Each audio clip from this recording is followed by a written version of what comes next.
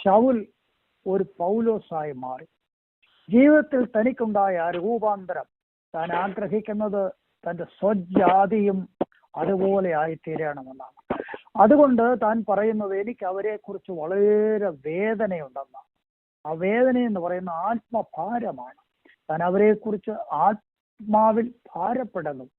ആ ഒരു ദർശനം, ആത്മഭാരം രക്ഷിക്കപ്പെട്ട എല്ലാ ദൈവമക്കൾക്കും ഉണ്ടായിരിക്കേണ്ടത് ഏറ്റവും ആവശ്യമായ കാര്യമാണ്. കർത്താവിന് സ്തോത്രം. രണ്ടാമത് പൗലോസ് പറഞ്ഞത്, യഹൂദ ജാതിയെ ദൈവം തെരഞ്ഞെടുത്തതാണ്. ആ തെരഞ്ഞെടുത്ത ജാതിക്ക് ഉണ്ടായിരുന്ന അതേ സവിശേഷമായ ആനുകൂല്യങ്ങളെ കുറിച്ചാണ് നമ്മൾ ചിന്തിച്ചത്. 4-5 വാക്യങ്ങളിൽ നമ്മൾ ആ കാര്യം ചിന്തിച്ചു. ദൈവം അവർ കൊടുത്തിരിക്കുന്ന 7 വിധ ആനുകൂല്യങ്ങൾ, പ്രിവിലേജ്, എന്തെല്ലാമാണ് ദൈവം കൊടുത്തിരിക്കുന്ന പ്രിവിലേജസ് എന്ന് നമ്മൾ ചിന്തിപ്പാൻ ഇടയായി തീർന്നു. കർത്താവിന് സ്തോത്രം. ഇത്ര ശ്രേഷ്ഠമേറിയ പദവികൾ, ആനുകൂല്യങ്ങൾ ഒക്കെ അവർക്കുണ്ടായിരുന്നിട്ടും അത് ഒന്നും അവരുടെ രക്ഷയ്ക്ക് കാരണമായി തീർന്നില്ല. അപ്പോൾ മനുഷ്യന് ഉണ്ടെന്ന് തോന്നുന്ന ലൗകികമായ ആ സമ്പത്തുകളോ, ലൗകികമായിരിക്കുന്ന ഏതെങ്കിലും കാര്യങ്ങളോ, അല്ലെങ്കിൽ വിദ്യാഭ്യാസപരമായുള്ള കാര്യങ്ങളോ, മതപരമായുള്ള കാര്യങ്ങളോ ഒന്നും മനുഷ്യനെ ആത്മികമായി ദൈവത്തേക്ക് കൊണ്ടുവരുന്നില്ല, അവനെ രക്ഷയിലേക്ക് കൊണ്ടുവരുന്നില്ല എന്നുള്ളത് നമ്മൾ മനസ്സിലാക്കുവാൻ കഴിയും. മനുഷ്യനെ രക്ഷിപ്പാൻ വല്ലഭൻ ക്രിസ്തുയേശു മാത്രമാണ്. കർത്താവിന് സ്തോത്രം. ഈ കാര്യം പറഞ്ഞിട്ട് പൗലോസ് മുൻപോട്ട് വരികയാണ്. പൗലോസ് വീണ്ടും ചോദിക്കുന്നു, ദൈവത്തിന്റെ തെരഞ്ഞെടുപ്പ് മാനുഷികമായ അർഹതയാൽ സംഭവിച്ച ഒന്നാണോ? മനുഷ്യന്റെ മെറിറ്റ് കൊണ്ട് സംഭവിച്ചതാണോ? അല്ല, അത് ദൈവത്തിന്റെ പരമാധികാരത്തിൽ അല്ലെങ്കിൽ സർവാധികാരത്തിൽ സംഭവിച്ച ഒരു കാര്യമാണ്. ദൈവം മനുഷ്യനെ തെരഞ്ഞെടുത്തു എന്ന് പറയുന്നത് ഇവിടെ മനുഷ്യന്റെ തെരഞ്ഞെടുപ്പ് അല്ല പ്രത്യേക വിഷയം. എങ്കിലും ദൈവം ആരെങ്കിലും തെരഞ്ഞെടുത്തത് ആ വ്യക്തിയുടെ ഏതെങ്കിലും പ്രത്യേകത കണ്ടിട്ട് അവരെ തെരഞ്ഞെടുത്തതല്ല, പ്രസ്തുത ദൈവത്തിന്റെ സർവാധികാരത്തിൽപ്പെട്ട ഒരു കാര്യമാണ്. ഇതിന് തെളിയിക്കുവാൻ പഴയ നിയമത്തിൽ നിന്ന് 3 കാര്യങ്ങൾ പൗലോസ് പറയുന്നു. അതാണ് ഇന്ന് ആദ്യമായിട്ട് നമ്മൾ ചിന്തിക്കുന്നത്. ദൈവത്തിന്റെ ആ സർവാധികാരത്തിൽ ദൈവം ഇസ്രായേലിനെ തിരഞ്ഞെടുത്തപ്പോൾ 3 പ്രധാന വിഷയങ്ങൾ ഇവിടെ പൗലോസ് കൊണ്ടുവരുന്നു. 9-ാം അധ്യായത്തിലെ വിഷയം ഇസ്രായേലിന്റെ തെരഞ്ഞെടുപ്പ് എന്നുള്ളതാണ്. ഈ 3 കാര്യങ്ങൾ നമ്മൾ ചിന്തിക്കേണ്ട വിഷയങ്ങളാണ്. 9-ാം അധ്യായത്തിന്റെ 6-ാം വാക്യം മുതൽ താഴോട്ടുള്ള വാക്യങ്ങളാണ്. ഈ എല്ലാ വാക്യങ്ങളും വായിപ്പാൻ ഉള്ള സമയം നമ്മുടെ മുമ്പിൽ എടുക്കാതെ ഞാനൊരു സമ്മറിയാണ് പറഞ്ഞു പോകുന്നത്. എങ്കിലും 6ഉം 7ഉം വാക്യങ്ങൾ നമുക്ക് പ്രാരംഭമായിട്ടൊന്ന് വായിക്കാം. ആമേൻ. ദൈവവചനം വൃഥാവായി പോയി എന്നല്ല, ഇസ്രയേലിൽ നിന്ന് ഉത്ഭവിച്ചവർ എല്ലാം ഇസ്രയേലിയർ എന്നും അബ്രഹാമിന്റെ സന്തതിയാകയാൽ എല്ലാവരും മക്കൾ എന്നും വരികയില്ല. ഇസാക്കിൽ നിന്നും ജനിച്ചവർ നിന്റെ സന്തതി എന്ന് വിളിക്കപ്പെടും എന്നേ ഉള്ളൂ. അതെ, ഇവിടെ പൗലോസ് പറയുന്നത് ആരാണ് സാക്ഷാൽ ഇസ്രായേലിയർ, ആരാണ് സാക്ഷാൽ അബ്രഹാമിന്റെ മക്കൾ. ഇതിന് തിരുവെഴുത്തിൽ നിന്ന് താന് വാക്യങ്ങൾ എടുത്ത് ചൂണ്ടിക്കാണിച്ചുകൊണ്ട് ആരാണ് സാക്ഷാൽ ഇസ്രായേലിയർ, ആരാണ് സാക്ഷാൽ അബ്രഹാമിന്റെ മക്കൾ, ഈ കാര്യമാണ് പൗലോസ് തുടർന്നു വരുന്ന വാക്യങ്ങളിൽ സ്ഥാപിക്കുന്നത്. ഒന്നാമത് പറയുന്നത് 7 മുതൽ 9 വരെയുള്ള വാക്യങ്ങളിൽ തിരഞ്ഞെടുക്കപ്പെട്ടവർ സ്വാഭാവിക മക്കളല്ല. അഥവാ അബ്രഹാമിന്റെ മക്കളിൽ ചിലരെ ദൈവം തിരഞ്ഞെടുത്തു, പക്ഷേ തിരഞ്ഞെടുക്കപ്പെട്ടവർ സ്വാഭാവിക മക്കളല്ല. കാരണം അബ്രഹാമിന്റെ മക്കൾ എന്ന് പറയണമെങ്കിൽ അബ്രഹാമിന്റെ ഭാര്യയായ ഹാഗാറിൽ നിന്ന് ഇസ്മായേൽ ജനിച്ചു. ഉൽപ്പത്തി പുസ്തകം 16-ാം അധ്യായത്തിലെ വിഷയമാണ്. രണ്ടാമത് അബ്രഹാം വിവാഹം കഴിച്ചിരുന്നത് ഖെദൂറ എന്ന് പറയുന്ന സ്ത്രീയാണ്. ഖെദൂറായിൽ നിന്ന് 6 പുത്രന്മാർ ജനിച്ചു. ഇത് ഉൽപ്പത്തി 25 അധ്യായം 1 മുതൽ 4 വരെ വാക്യങ്ങളിൽ പറയുന്നു. അനന്തരം അബ്രഹാമിന്റെ പരിഗ്രഹിച്ചു. അതെ, ഓക്കെ.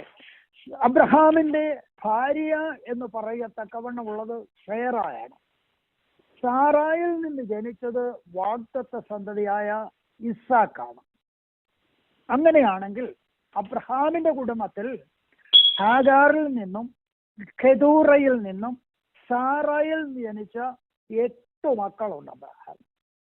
നോക്കുക, അബ്രഹാമിന്റെ കുടുംബത്തിൽ അബ്രഹാമിന്റെ 3 ഭാര്യമാരിൽ നിന്ന് ജനിച്ച 8 മക്കളുണ്ട്. പക്ഷേ ദൈവം തിരഞ്ഞെടുത്തത് ഈ 8 മക്കളിൽ ഒരുവനായ വാഗ്ദത്ത സന്തതിയായ ഇസ്ഹാക്കിനെ മാത്രമാണ്. ഇത് ദൈവത്തിന്റെ സർവാധികാരത്തിൽപ്പെട്ട കാര്യമാണ്. മറ്റേതെല്ലാം അബ്രഹാമിന്റെ മക്കളാണ്. അതുകൊണ്ട് പൗലോസ് ചോദിക്കുന്നു, അബ്രഹാമിന്റെ മക്കളെല്ലാം ഇസ്രായേല്യർ എന്ന് വരുന്നില്ല. പിന്നെ ആരാണ് ഇസ്രായേല്യർ എന്ന് വരുന്നത്? വാഗ്ദത്ത സന്തതിയിൽ നിന്ന് ജനിക്കുന്നവർ മാത്രമാണ്. നമ്പർ 1. നമ്പർ 2, ഇസ്ഹാക്ക് വിവാഹം കഴിച്ചു. ഇസ്ഹാക്കിന്റെ ഭാര്യയായ റിബേക്കയിൽ നിന്ന് 2 പുത്രന്മാർ ജനിച്ചു. ഉൽപ്പത്തി പുസ്തകം 25 അധ്യായത്തിലെ വിഷയമാണ്. അവിടെ ഏശാവും യാക്കോബും ജനിച്ചു. ആ 2 വ്യക്തികളെ സംബന്ധിച്ച് ഉള്ള ദൈവിക വെളിപ്പാട് എന്താണ്, ദൈവത്തിന്റെ മുൻനിർണയം എന്താണെന്ന് അറിയുവാൻ റിബേക്ക യഹോവയുടെ സന്നിധിയിൽ പ്രാർത്ഥിപ്പാൻ പോയി. പിള്ളകൾ അവരുടെ ഉള്ളിൽ തിക്കി ഞെരുക്കിക്കൊണ്ടിരിക്കുമ്പോൾ വേദനയാൽ ഭാരപ്പെടുന്ന ആ ശ്രീരത്നം പ്രാർത്ഥനയ്ക്കായി ദൈവത്തിനെ പോയി. അപ്പോൾ ദൈവം അവളോട് സംസാരിച്ച വിധം വാക്യമാണ് ഇവിടെ രേഖപ്പെടുത്തിയിരിക്കുന്നത്. മൂത്തവൻ ഇളയവനെ സേവിക്കും.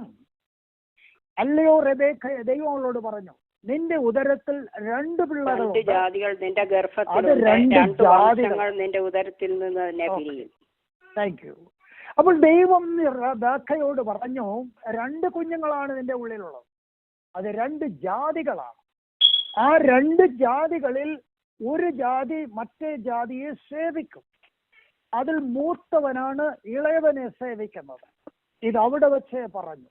അവിടെ വെച്ച് ദൈവം തെരഞ്ഞെടുത്തത് യാക്കോബിനെയാണ്. അതേ, മലാഖിയുടെ പുസ്തകം 1-ാം അധ്യായം അതിന്റെ ആദ്യത്തെ വാക്യം 2-3 വാക്യത്തിൽ നമ്മൾ വായിക്കുമ്പോൾ, മലാഖി 1-ാം അധ്യായം 2-3 വാക്യത്തിൽ മലാഖി പറയുന്നു, അവൻ ഏശാവിനെയാണ് ദ്വേഷിച്ചത്, അവൻ യാക്കോബിനെയാണ് സ്നേഹിച്ചത്. അപ്പോൾ ഏശാവിനെ ദ്വേഷിക്കുകയും യാക്കോബിനെ യാക്കോബിനെ യാക്കോബിന്റെ താങ്ക് യു സർ. ഏശാവിനെ ഞാൻ ദ്വേഷിച്ച്. ഈ കാര്യം ദൈവം ചെയ്യുവാനുള്ള കാരണം എന്താണ്? ഇത് നമ്മൾ പഠിക്കേണ്ട ഒരു വിഷയമാണ്. അപ്പൊ 2-ാമത്തെ കാര്യം, റിബേക്കയിൽ ജനിച്ച 2 സന്തതികളിൽ യാക്കോബിനെയാണ് ദൈവം അംഗീകരിക്കുന്നത്. നോക്കുക, മൂത്തവൻ ഏശാവാണ്. ആ ഏശാവിൽ നിന്ന് ജനിച്ച ജനതയാണ് ഏദോമ്യർ എന്ന് പറയുന്നവർ. യാക്കോബിൽ നിന്ന് വന്ന സന്തതികളാണ് ഇസ്രായേലിയർ എന്ന് വരുന്നത്. അപ്പോൾ ദൈവത്തിന്റെ തെരഞ്ഞെടുപ്പ് എന്ന് പറയുന്നത് ദൈവത്തിന്റെ ഹിതപ്രകാരമുള്ളതാണ്. ദൈവം പറയുന്നു, അത് ദൈവത്തിന്റെ സർവാധികാരത്തിൽപ്പെട്ട കാര്യമാണ്. പൗലോസ് ഈ കാര്യം കൊണ്ടുവരികയാണ്. എന്തുകൊണ്ടാണ് അതേ സാക്ഷാൽ ഇസ്രയേൽ എന്ന് പറയുവാൻ കാരണം? അബ്രഹാമിന്റെ എല്ലാ മക്കളെയും സാക്ഷാൽ ഇസ്രയേൽ എന്ന് പറയണമല്ലോ. ദൈവം അബ്രഹാമിനോട് പറഞ്ഞു, നിന്റെ സന്തതി കടൽപ്പുറത്തെ മണൽ പോലെയാകും എന്ന് പറഞ്ഞാൽ ലക്ഷോപിലക്ഷം ഇസ്രായേലിയർ നിന്നിൽ നിന്ന് വരുമെന്ന് പറഞ്ഞു. അവരെല്ലാം ആണോ സാക്ഷാൽ ഇസ്രായേൽ എന്ന് പറയുന്നത്? ഇതാണ് പൗലോസിന്റെ ചോദ്യം. ഒരിക്കലുമല്ല. പിന്നെ ആരാണ് ദൈവത്തിന്റെ മുമ്പിൽ തിരഞ്ഞെടുക്കപ്പെട്ട ജനം എന്ന് താൻ സ്ഥാപിക്കുകയാണ്. അത് 2 ഉദാഹരണം പറഞ്ഞു. ഒന്ന് പറഞ്ഞത് അത് ഇസ്ഹാക്ക്, അബ്രഹാമിന്റെ വാഗ്ദത്ത സന്തതിയായ ഇസ്ഹാക്കിനെയാണ് ദൈവം തെരഞ്ഞെടുത്തത്. 2, ഇസ്ഹാക്കിൽ നിന്ന് ജനിച്ച 2 പേരിൽ യാക്കോബിനെയാണ് ദൈവം തെരഞ്ഞെടുത്തത്. ഇത് ദൈവത്തിന്റെ തെരഞ്ഞെടുപ്പിൽപ്പെട്ട കാര്യമാണ്. ഇനിയും 14-ാം വാക്യത്തിലേക്ക് വരുമ്പോൾ മറ്റൊരു കാര്യം ദൈവം ചോദിക്കുന്നു. 14-ാം വാക്യം കേൾക്കുക. ആകയാൽ നാം എന്തു പറയണ്ടു? ദൈവത്തിന്റെ പക്കൽ അനീതി ഉണ്ടോ? ഒരു നാളുമില്ല. വായിച്ചാട്ടെ. എനിക്ക് കരുണ തോന്നണം എന്നുള്ളവനോട് കരുണ തോന്നുകയും എനിക്ക് കനിവ് തോന്നണം എന്നുള്ളവനോട് കനിവ് തോന്നുകയും ചെയ്യും എന്ന് അവൻ മോശയോടെ അരുളി ചെയ്യുന്നു. അതുകൊണ്ട് ഇച്ഛിക്കുന്നവനാലുമല്ല ഓടുന്നവനാലുമല്ല കരുണ തോന്നുന്ന ദൈവത്താലത്രേ സകലവും സ്ഥാപിക്കുന്നത്. ഇതിനായിട്ട് തന്നെ ഞാൻ നിന്നെ നിർത്തിയിരിക്കുന്നത്, നിന്നിൽ എന്റെ ശക്തി കാണിക്കേണ്ടതിനും എന്റെ നാമം സർവ്വഭൂമിയിലും പ്രസ്താവിക്കേണ്ടതിനും തന്നെ എന്ന് തിരുവെഴുത്തിൽ ഫറവോനോട് അരുളി ചെയ്യുന്നു. അങ്ങനെ തനിക്ക് മനസ്സുള്ളവനോട് അവന് കരുണ തോന്നുന്നു, തനിക്ക് മനസ്സുള്ളവരെ അവൻ കഠിനനാക്കുന്നു. ദൈവത്തിന് സ്തോത്രം. Price the Lord. ഈ വിഷയം കൂടെ ശ്രദ്ധിച്ചാട്ട് ഇത് 3-ാമത്തെ ദൃഷ്ടാന്തമാണ്. 1-ാമത്തെ ദൃഷ്ടാന്തം അബ്രഹാമിയ സന്തതി, 2-ാമത്തെ ദൃഷ്ടാന്തം ഇസ്ഹാക്കിന്റെ സന്തതി, 3-ാമത്തെ ദൃഷ്ടാന്തം ഈജിപ്തിലെ ഫറവോ. ദൈവത്തിന്റെ തെരഞ്ഞെടുപ്പ് എന്ന് പറയുന്നത് പ്രത്യേകം നാം മനസ്സിലാക്കേണ്ട ഒരു കാര്യമാണ്. ദൈവം ഒരു വ്യക്തിയെ തിരഞ്ഞെടുക്കുവാൻ ആ വ്യക്തിയിൽ ന്യായമായ യാതൊരു അർഹതയും കണ്ടിട്ടല്ല.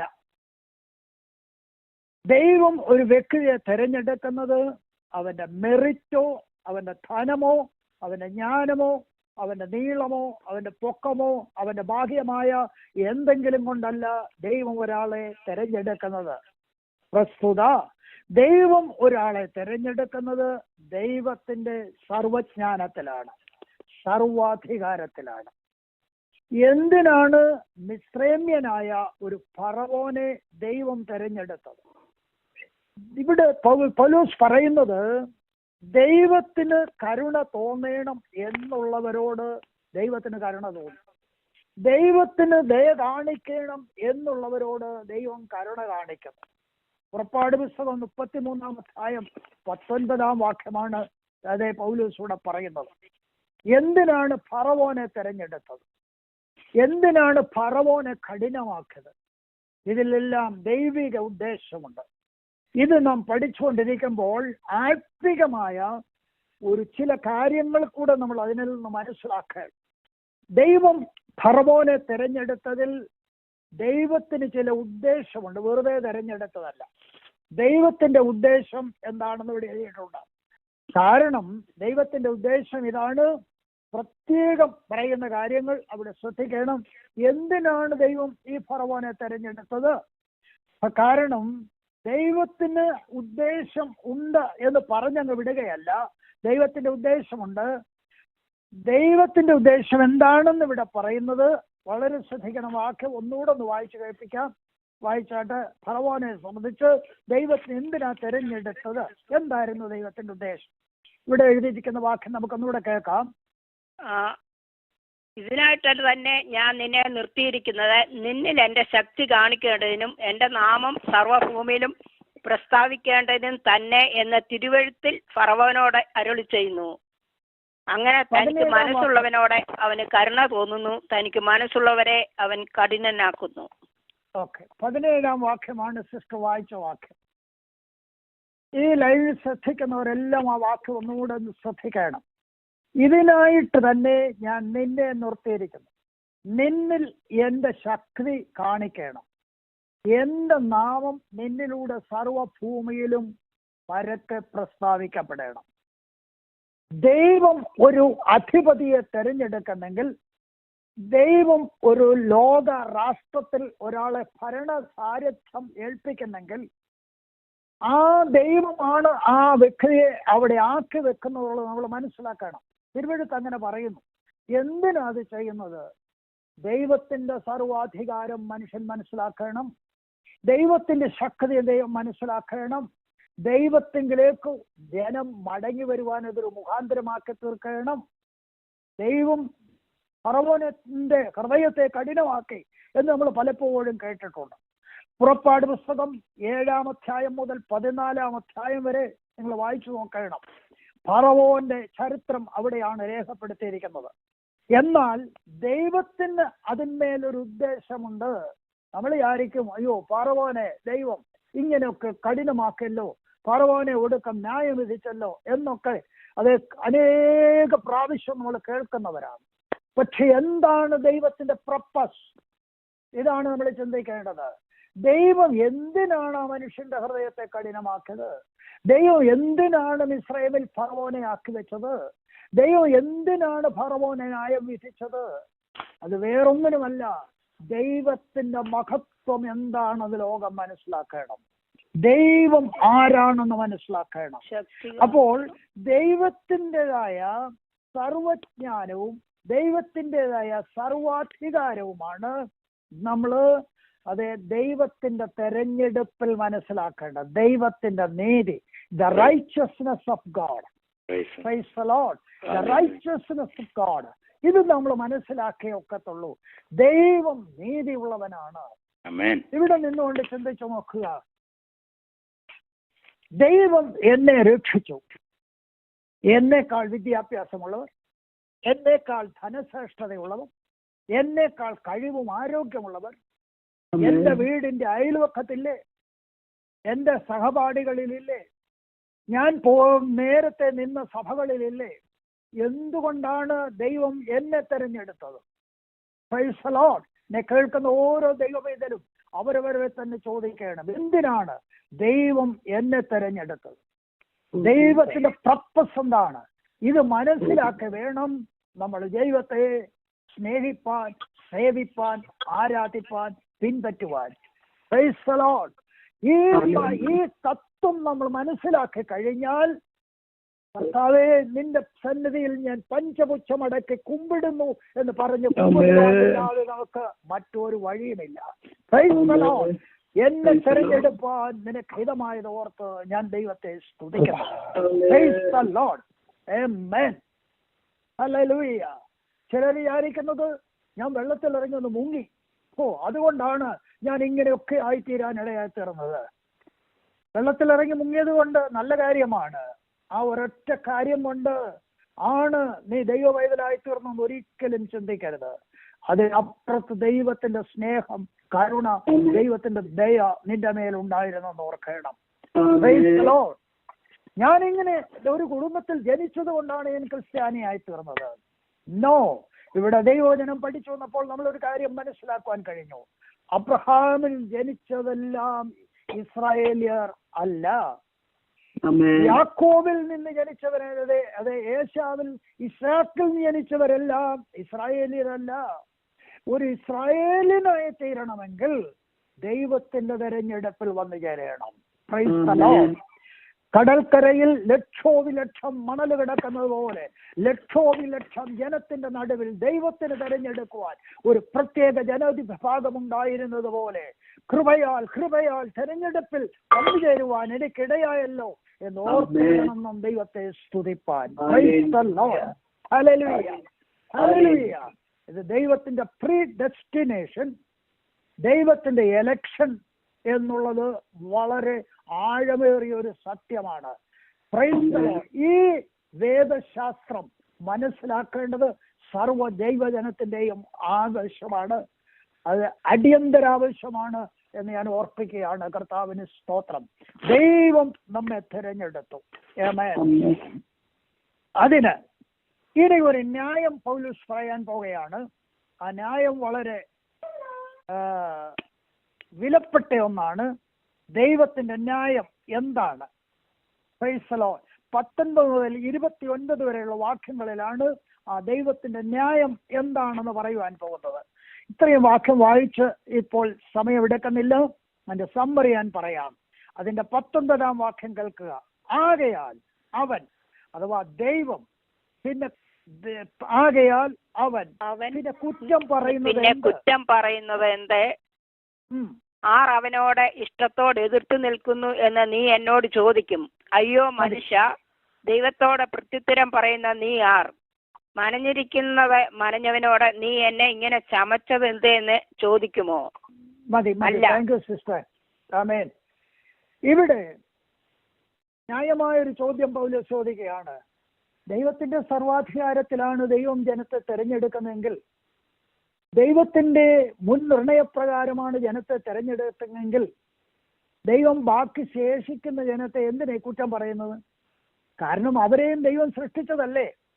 അവരെക്കുറിച്ചുള്ള ദൈവ ഉദ്ദേശമൊക്കെയാണ് ഈ നടക്കുന്നതല്ല. ഇങ്ങനെ പറയുവാൻ സാധ്യതയുണ്ട്.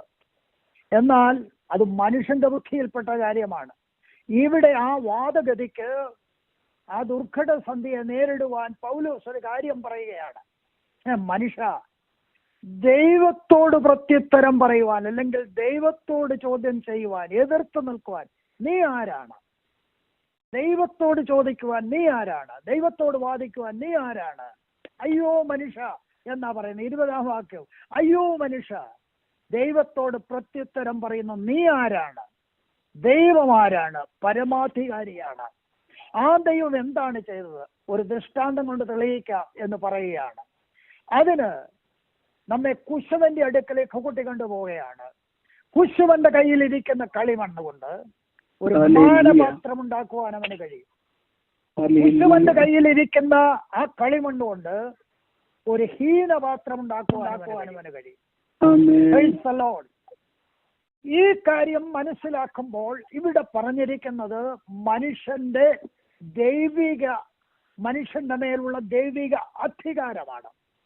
ഇസ്രായേലിന്റെ മേലുള്ള ദൈവിക അധികാരത്തെ തെളിയിക്കുവാനാണ് ഇവിടെ ആ കാര്യം പറഞ്ഞിരിക്കുന്നത്. കാരണം ദൈവത്തിനാണ് മനുഷ്യന്റെ മേലുള്ള അധികാരമുള്ളത്. ഇതിനെ ഒന്നുകൂടെ നമുക്ക് മനസ്സിലാക്കണമെങ്കിൽ നമ്മൾ യിരെമ്യാ പ്രവചനം 18-ാം അധ്യായം 1 മുതൽ 6 വരെയുള്ള വാക്യങ്ങളും, യെശയ്യാ പ്രവചനം 45-ാം അധ്യായം 9-ാം വാക്യവും കൂടെ ചേർത്ത് വായിച്ചാൽ ഈ ഭാഗത്തിന് കുറെ കൂടെ ആശയ വിപുലീകരണം നമുക്ക് ലഭിക്കാൻ തക്കവണ്ണം ഇടയായിത്തീരും. നമുക്ക് മടങ്ങി വരാം. നാം ചിന്തിച്ചുകൊണ്ടിരുന്ന ഭാഗത്തേക്ക് വരാം. കളിമണ്ണിന്മേൽ അവകാശമുള്ളത്, അധികാരമുള്ളത് ആ കുശവനാണ്. കുശവൻ ചക്രത്തിന്മേൽ മെനഞ്ഞുണ്ടാക്കുന്ന കളിമണ്ണ് അവന്റെ കയ്യിലാണ് രൂപപ്പെട്ടുകൊണ്ടിരിക്കുന്നത്. കുശവൻ എപ്രകാരം കളിമണ്ണ് കൈകാര്യം ചെയ്യുന്നുവോ അപ്രകാരം മഹാശില്പിയായ ദൈവം സകല മനുഷ്യരെയും അവിടുത്തെ ദിവ്യ വിചാരണയ്ക്ക് അനുസരണമായി രൂപാന്തരപ്പെടുത്തിക്കൊണ്ടിരിക്കുകയാണ്. കുശവന് കളിമൺമേൽ അധികാരമുള്ളതുപോലെ പരമാധികാരിയായ ദൈവത്തിനും മനുഷ്യന്റെ മേൽ അധികാരമുണ്ട്. മനുഷ്യന്റെ ഉത്ഭവം തന്നെ നോക്കുക. പൊടിയിൽ വെള്ളമൊഴിച്ച് പൊടി കുഴച്ച് മനുഷ്യന്റെ ശരീരത്തെ ഉളവാക്കിയെടുത്ത ദൈവമാണ് അവന്റെ മൂക്കിൽ ശ്വാസമൂതി അവനെ ജീവനുള്ള ദേഹിയാക്കി തീർന്നത്. ആ ശരീരത്തിന്മേൽ അവകാശമുള്ളത് അവനാണ്. അതിന്റെ കേടുപാടുകൾ പോക്കുവാൻ കഴിയുന്നത് അതിനെ നിർമ്മിച്ചവനാണ്. ഏത് അവയവം എവിടെ വേണം, ഏതെല്ലാം കാര്യങ്ങൾ എങ്ങനെ ക്രമീകരിക്കണം എന്ന് ദൈവത്തിനറിയാം. അതനുസരിച്ചാണ് അടിമുടി ശിരസ് മുതൽ പാദം വരെ ദൈവം ഒരു മനുഷ്യനെ, ഒരു പുരുഷനെ, ഒരു സ്ത്രീയെ നിർമ്മിച്ചാക്കിയിരിക്കുന്നത്. അതിന് ദൈവത്തിന് തെറ്റുപറ്റിപ്പോയി എന്ന് പറഞ്ഞ് നിന്റെ ശരീരത്തിൽ വികൃതമായ രൂപം കൊള്ളുവാനോ അതെ വികൃതമായ വേഷങ്ങൾ ധരിക്കുവാനോ നിനക്ക് അവകാശം ഇല്ല. ഇതെല്ലാം ദൈവമക്കളും മനസ്സിലാക്കണം. മനുഷ്യൻ ഇത് മനസ്സിലാക്കിയായിരുന്നെങ്കിൽ ദൈവത്തെങ്കിലേക്ക് മടങ്ങി വരുമായിരുന്നു. Price the Lord. മനുഷ്യന്റെ കേടുപാടുകൾ പോക്കുവാൻ കഴിയുന്നത് മനുഷ്യന് മാത്രമാണ്, മനുഷ്യനല്ല, ദൈവത്തിന് മാത്രമാണ്. കാരണം ദൈവമാണ് നമ്മുടെ സൃഷ്ടിതാവ്. അതിനാൽ ദൈവത്തിന് മനുഷ്യന്റെ മേലുള്ള ഉടമസ്ഥത ചോദ്യം ചെയ്യുവാൻ ആർക്കും അവകാശം ഇല്ല. ദൈവമാണ് എന്റെ ഉടമസ്ഥൻ. ദൈവം അറിയാതെ ഒന്നും സംഭവിക്കുന്നില്ല. ദൈവം എന്റെ ഉടമസ്ഥനാണെങ്കിൽ എന്റെ ശിരസ് മുതൽ പാദം വരെയുള്ള കേടുപാടുകൾ പോക്കുവാൻ ആ നല്ല കുശവന് കഴിയുമെന്ന് സകല ദൈവമക്കളും ഇന്ന് മനസ്സിലാക്കേണ്ട ഒരു യാഥാർത്ഥ്യമാണ്. ദൈവത്തിന് സ്തോത്രം. Praise the Lord. Hallelujah. കളിമണ്ണ് അതേ രൂപം കൊള്ളുമ്പോൾ കളിമണ്ണിന് ഒരിക്കലും കുശവനോട് പറയാനൊക്കത്തില്ല, എന്നെ ഇങ്ങനല്ല ഉണ്ടാക്കേണ്ടത്, എന്നെ വേറൊരു രൂപത്തിൽ ഉണ്ടാക്കിക്കാട്ട്, എന്നെ ഫ്ലവർ വെക്കുന്ന ഒരു വാസാക്കി ഉപയോഗിച്ചാട്ട്, എന്നെ ഒരു കലമായിട്ട് ഉപയോഗിച്ചാട്ട് എന്ന് പറയുവാൻ കളിമണ്ണിന് അവകാശം ഇല്ല. അപ്പോൾ ദൈവമക്കൾ മനസ്സിലാക്കേണ്ടത്, ദൈവസന്നിധിയിൽ നിന്ന് കർത്താവേ എന്നെ ഇന്നാരാക്കണമേ, എന്നെ ഇന്ന പോലെ ആക്കണമേ, എന്നെ സ്പർജനാക്കണമേ, എന്നെ ഇന്ന പോലെ പാസ്റ്ററെ പോലെ ആക്കണമേ എന്ന് പ്രാർത്ഥിക്കുന്നെങ്കിൽ അത് നമ്മുടെ പോഷത്വമാണ്. നമ്മെ ആക്കി തീർക്കുന്നവൻ ദൈവമാണ്. അങ്ങനെയാണെങ്കിൽ നമ്മൾ ഒരു കാര്യം ഓർക്കണം, നമ്മുടെയൊക്കെ ഇടയിൽ പെന്തക്കോസ്തുകാരുടെ ഇടയിൽ തെരഞ്ഞെടുപ്പും മറ്റേതും മറിച്ചേതും ഒക്കെ നടക്കുന്നുണ്ട്. അധികാര സ്ഥാനത്തേക്ക് ആളുകളെ തെരഞ്ഞെടുക്കുന്നുണ്ട്. ബാലറ്റ് പേപ്പർ ഉപയോഗിച്ച് മണിക്കൂറുകൾ മുമ്പേ ആളുകളെ ഫോൺ വിളിച്ച്, ആളുകളെ കയ്യിലെടുത്ത്, ആളുകളെ സോപ്പിട്ട് അതേ വോട്ട് വാങ്ങി സ്ഥാനത്തെത്തുന്നത് ദൈവഹിതമാണോ എന്ന് ദൈവമക്കൾ ഒരിക്കലുമല്ല പരിശോധിക്കട്ടെ. Praise the Lord. ആമേൻ. ദൈവത്തിന് നിന്നെ ഒരു സ്ഥാനത്താക്കണമെന്ന് പ്ലാനും പദ്ധതിയും ഉണ്ടെങ്കിൽ എത്ര പിശാചൻ ഗണങ്ങൾ കിടഞ്ഞു പരിശ്രമിച്ചാലും അത് നടക്കയില്ല. ദൈവം ഒരുത്തനെ ഉയർത്തണമെങ്കിൽ ദൈവത്തിന്റെ ബലമുള്ള കൈക്കീഴിൽ താണിരുന്നാൽ മതി. ദൈവം തക്ക സമയത്ത് തന്നെ ഉയർത്തും. ദൈവമാണ് നമ്മുടെ കുശവൻ, ദൈവമാണ് നമ്മുടെ നിർമ്മിതാവ് എന്ന് നമ്മൾ മനസ്സിലാക്കുമെങ്കിൽ ഇന്ന് പകൽക്കാലം അടിമുടി ആ ദൈവത്തിന്റെ സന്നിധിയിൽ സമർപ്പിക്കട്ടെ. സമർപ്പണം ജീവിതത്തിൽ വരുമ്പോൾ അങ്ങനെ സമർപ്പിക്കപ്പെട്ട ഒരു ജീവിതത്തിൽ ദൈവം എന്തെല്ലാം ചെയ്യുമെന്ന് ഇവരെ ലോകം കണ്ടിട്ടില്ല. സമർപ്പിക്കപ്പെട്ടവരിൽ കൂടെയാണ് ദൈവം അത്ഭുതങ്ങളെ ചെയ്യുന്നത് എന്ന് ഞാൻ നിങ്ങളോട് പറയട്ടെ. ദൈവത്തിന്റെ സ്തോത്രം. എന്തിനാണ് ദൈവം ഈ കാര്യം ചെയ്യുന്നത്? 22 വാക്യം മുതൽ 24 വാക്യം വരെ വായിക്കുമ്പോൾ അതെന്തിനാ ദൈവം ചെയ്യുന്നത്? എന്നാൽ ദൈവം തന്റെ കോപം കാണിപ്പാനും ശക്തി വെളിപ്പെടുത്തുവാനും യഹൂദന്മാരിൽ നിന്നും മാത്രമല്ല ജാതികളിൽ നിന്നും വിളിച്ചു തേജസ്സിനായി മുന്നൊരുക്കിയ കരുണാപാത്രങ്ങളായ നമ്മിൽ തന്റെ തേജസ്സിന്റെ ധനം വെളിപ്പെടുത്തുവാനും ഇച്ഛിച്ചിട്ട് നാശയോഗ്യമായ കോപപാത്രങ്ങളെ വളരെ ദീർഘക്ഷമയോടെ സഹിച്ചു എങ്കിൽ എന്ത്? Price the Lord. ദൈവത്തിൻ്റെതായ ലക്ഷ്യം എന്താണ്? Price the Lord. ദൈവത്തിന്റെ ലക്ഷ്യം ദൈവം തെരഞ്ഞെടുത്ത മാനപാത്രമായിരുന്ന ഇസ്രായേൽ ദൈവസന്നിധിയിൽ ദൈവത്തിന്റെ ലക്ഷ്യത്തിൽ എത്തപ്പെടുവാൻ കഴിയാതെ പോയപ്പോൾ ദൈവത്തിന്റെ കരങ്ങളിൽ അവർ ഒതുങ്ങിയിരുന്ന് ദൈവലക്ഷ്യം എത്തുവാൻ കഴിയാതെ സന്ദർഭം ഉണ്ടായപ്പോൾ ദൈവം ചെയ്തത്, അതിന് പകരം അവർ അതിന്റെ അത്യുച്ഛകോടിയിലെത്തി. അവർ തിരസ്കരണത്തിന്റെ അത്യുച്ഛകോടിയിലെത്തി. അവർ ദൈവപുത്രൻ അവരിലേക്ക് വന്നു, അവനോ സ്വന്തമായവരിലേക്ക് വന്നു, സ്വന്തമായവരോ അവനെ തള്ളിക്കളഞ്ഞു. അവരുടെ ആ തിരസ്കരണം അതിന്റെ അത്യുച്ഛകോടിയിലെത്തിയപ്പോൾ അവർ പൊന്തിയോസ് പീലാത്തോസിന്റെ നാളിൽ അവനെ ക്രൂശിച്ചു. അവരുടെ തിരസ്കരണം എന്തായി തീർന്നു എന്നാണ് പൗലോസ് പറഞ്ഞത്? ജാതികളായിരുന്ന കോപപാത്രങ്ങളായിരുന്ന നമ്മെ അംഗീകരിപ്പാൻ ദൈവത്തിന് ഹിതമായി തീർന്നു. ആ ഇളവ് നികത്തുവാൻ ദൈവം ചെയ്ത കാര്യമാണ് ജാതികളിൽ നിന്ന് ഒരു കൂട്ടരെ കരുണാപാത്രങ്ങളാക്കി തീർക്കുവാൻ, തേജസ്സിന്റെ പാത്രമാക്കി തീർക്കുവാൻ ദൈവത്തിന് മനസ്സിച്ചിട്ട് നാശയോഗ്യരായ കോപപാത്രങ്ങളായിരിക്കുന്ന നമ്മോട് ദീർഘക്ഷമ കാണിച്ച ദൈവത്തിനായി ഇന്ന് പകൽക്കാലം ഞാൻ ദൈവത്തെ സ്തുതിക്കുന്നു. Hallelujah, hallelujah, hallelujah.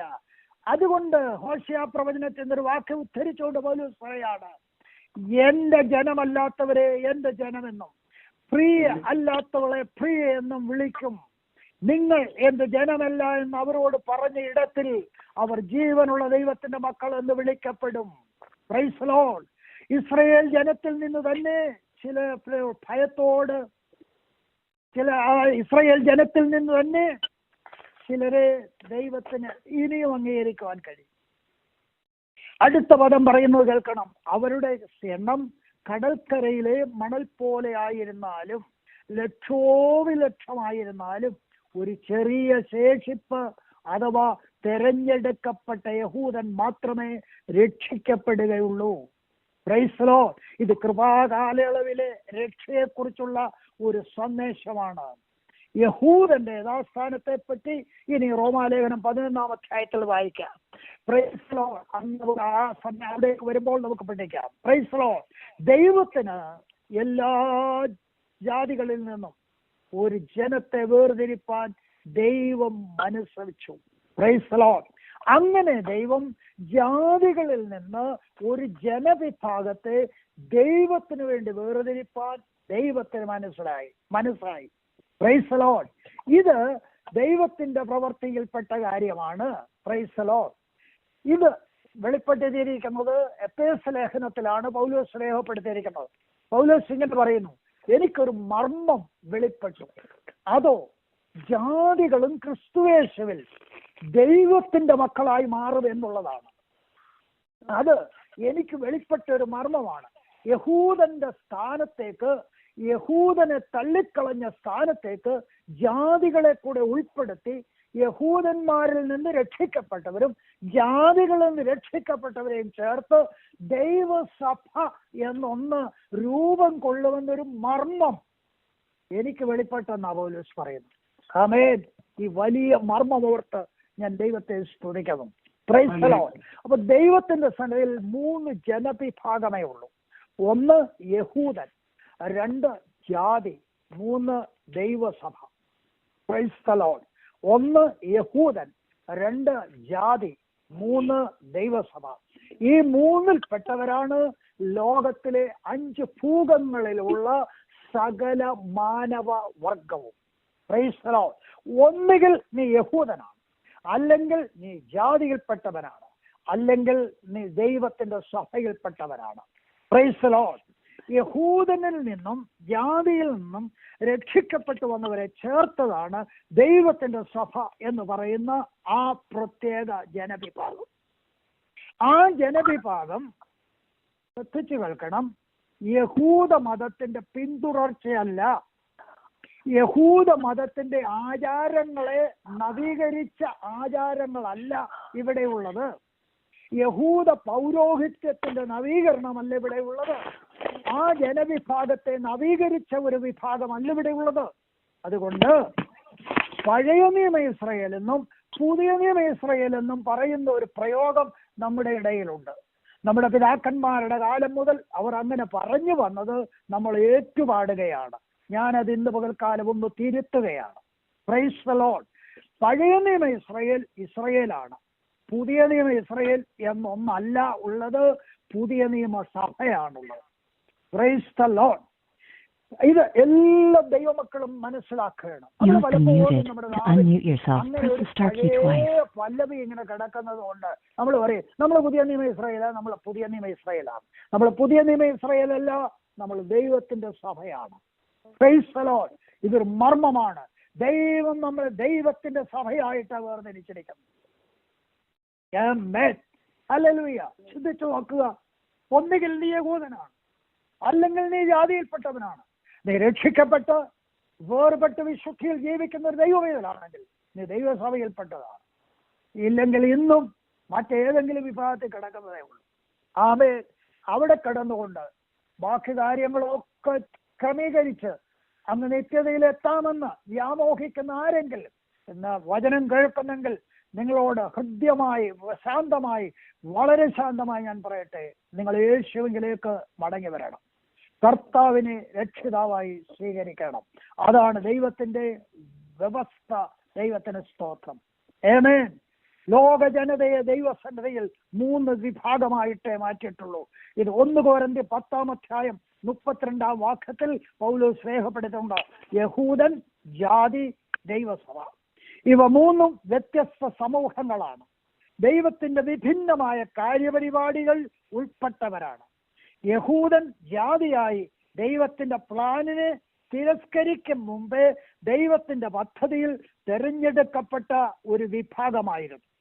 Price the Lord.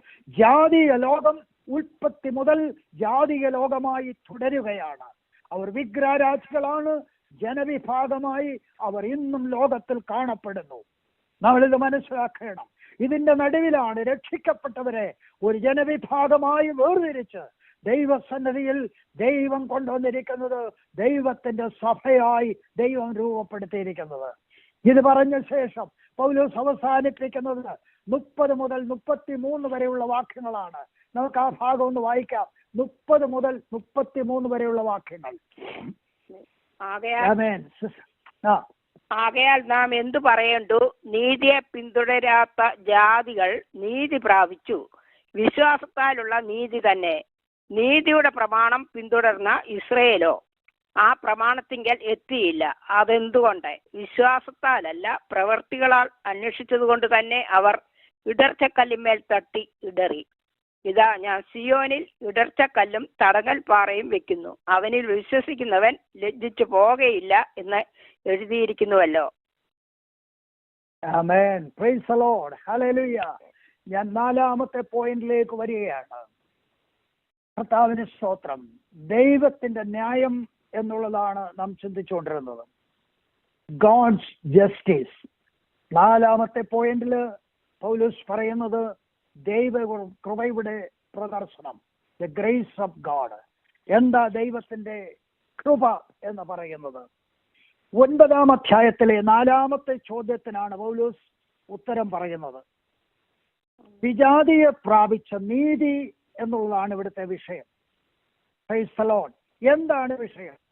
ദൈവത്തിന്റെ സർവാധികാരത്തെയും തെരഞ്ഞെടുപ്പിനെയും കുറിച്ചുള്ള വിശദീകരണം ഉപസംഹരിക്കുന്നത് മനുഷ്യന്റെ സ്വാതന്ത്ര്യത്തെയും ഉത്തരവാദിത്വത്തെയും കുറിച്ച് പറഞ്ഞുകൊണ്ടാണ്. യഹൂദന്മാരുടെ കാര്യത്തിൽ സുവിധവും പ്രത്യക്ഷവുമായ ഒരു കാര്യം നമ്മൾ മനസ്സിലാക്കേണ്ടതുണ്ട്. അവർ ദൈവത്തെ അന്വേഷിച്ചു. പക്ഷെ എങ്ങനെയാണ് അന്വേഷിച്ചെന്ന് ഇവിടെ പറയുന്നുണ്ട്. നീതിയുടെ പ്രമാണം പിന്തുടർന്ന ഇസ്രായേലോ ആ പ്രമാണത്തിൽ എത്തിയില്ല. അതെന്തുകൊണ്ട്? അവർ കൃപയാലുള്ള നീതിയെ തിരസ്കരിച്ച് പ്രവൃത്തിയാലുള്ള നീതി അഥവാ ന്യായപ്രമാണത്താലുള്ള നീതി സ്ഥാപിക്കുവാൻ പരിശ്രമിക്കുകയും അപ്പോൾ തന്നെ ന്യായപ്രമാണത്തെ പൂർണ്ണമായി അംഗീകരിക്കുകയും ചെയ്തില്ല. അതുകൊണ്ട് ദൈവം അവരെ അംഗീകരിച്ചില്ല. എന്നാൽ നീതിയെ പിന്തുടരാത്ത ജാതികൾ നീതി പ്രാപിച്ചു. അഥവാ ദൈവത്തെ അറിയാത്ത, ന്യായപ്രമാണമില്ലാത്ത, വളരെ ശ്രദ്ധിച്ച് കേൾക്കണം, ജാതികൾ വിശ്വാസത്താൽ ക്രിസ്തുവിനെ കണ്ടെത്തി. ആമേൻ. പ്രമാണമുള്ള യഹൂദൻ പ്രമാണത്തിൽ നിലനിന്നില്ല. അതുകൊണ്ട് ദൈവനീതിയിൽ അവരെത്തിയില്ല. പ്രമാണമില്ലാതിരുന്ന ജാതി ദൈവത്തെ അന്വേഷിച്ചു, ദൈവനീതിയിൽ വന്നു ചേർന്നു. അതുകൊണ്ട് അവർക്ക് എന്ത് സംഭവിച്ചു? അവർക്ക് നീതി ലഭിപ്പാൻ ഇടയായിത്തീർന്നു. Praise the Lord. അവർ ദൈവത്തെ നീതി പ്രാപിപ്പാനിടയായി. എന്താണ് ഈ വ്യതിരക്തത, ഈ വ്യത്യാസത്തിന് കാരണം?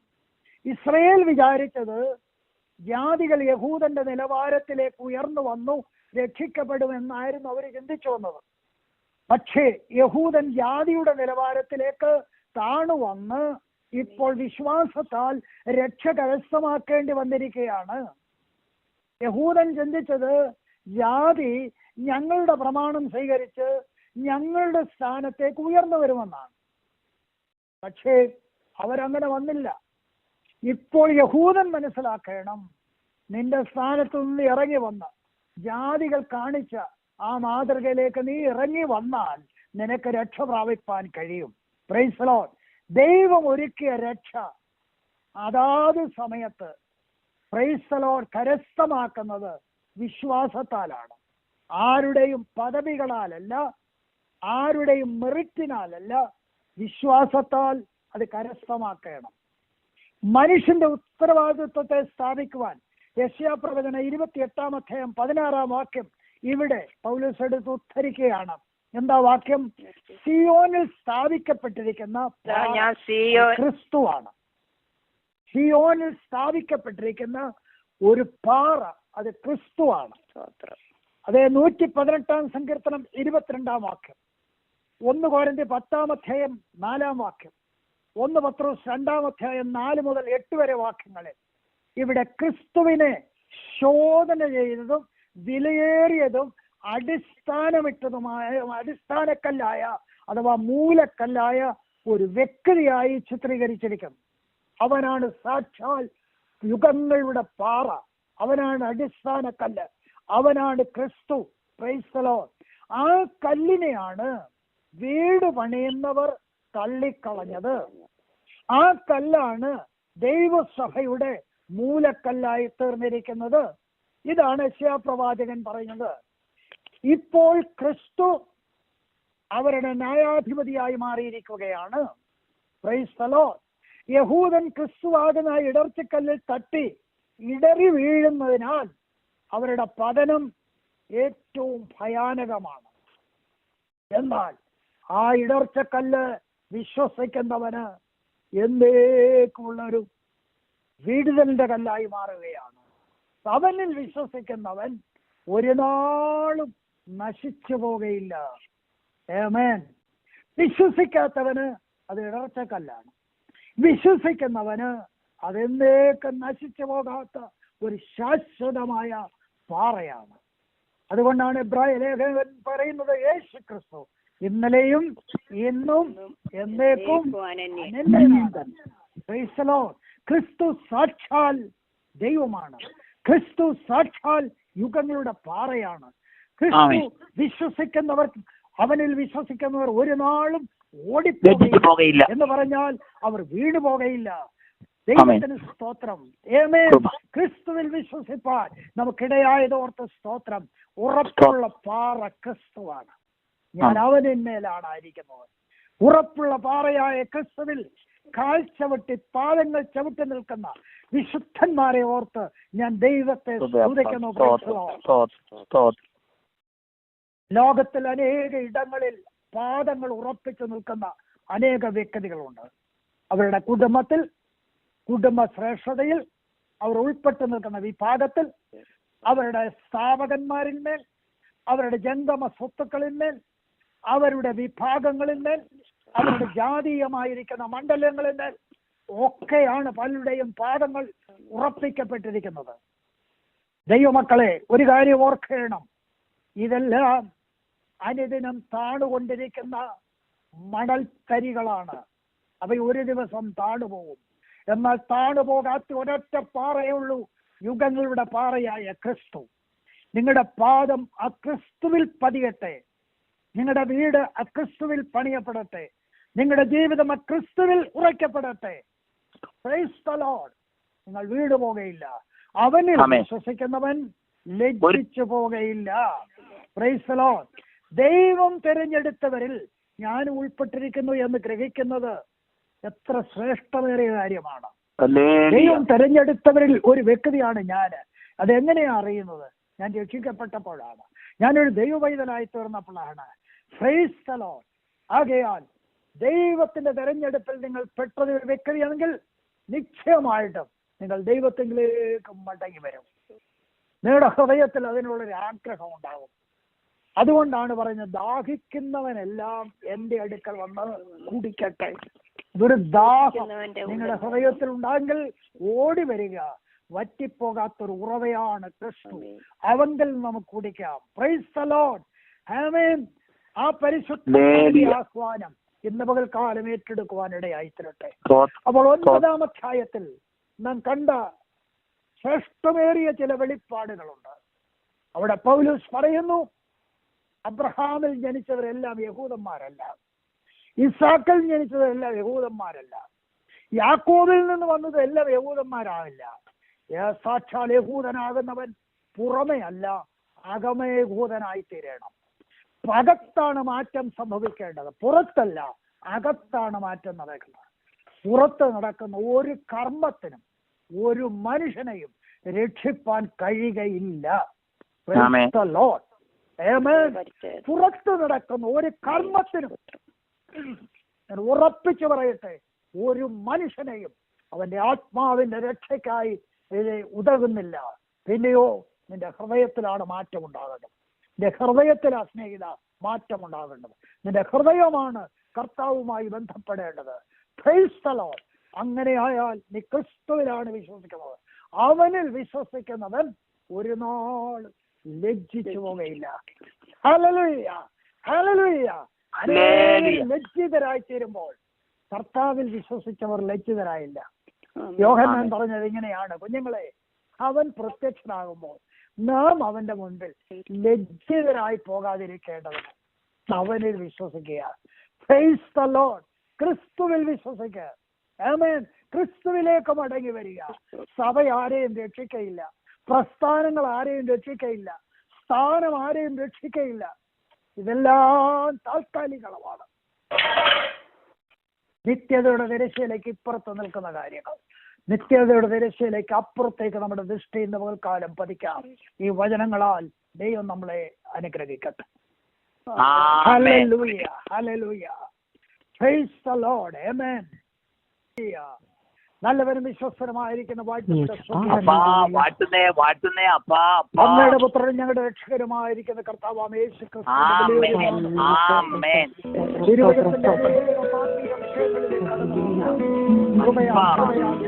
ക്രിസ്തുവിനായി സ്തോത്രം. ദൈവത്തിന്റെ തെരഞ്ഞെടുപ്പ് എത്ര ശ്രേഷ്ഠമാണെന്ന് ഇന്ന് ഞങ്ങളോട്